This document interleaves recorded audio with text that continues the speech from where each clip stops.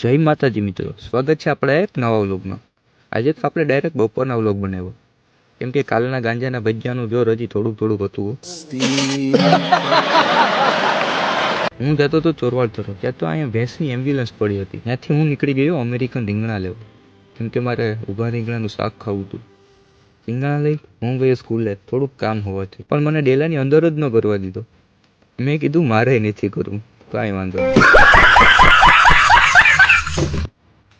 ઘરે પૂગી હું નીકળી ગયો બગીચામાં આટો મારવા, કેમ કે મારાથી અમેરિકન રીંગણા વધુ ખવાઈ ગયા હતા. બગીચામાંથી આટો મારી હું ને માનવ નીકળી ગયા સ્પોર્ટમાં.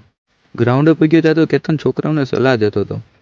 મેં છોકરાઓને ના પાડી એની સલાહ લેવાની, બાકી તમે આગળ નહીં વધો, કેમ કે એ પણ આગળ નથી વધી.